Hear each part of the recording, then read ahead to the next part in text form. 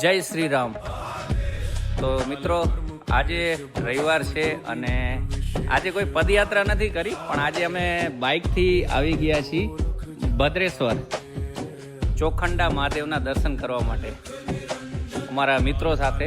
અમારી સાથે છે છોટુભાઈ, જય શ્રી રામ. કૌશિકભાઈ, જય શ્રી રામ. તો જોઈ શકો છો, આ છે ભદ્રેશ્વરનું ચોખંડા મહાદેવ મંદિર.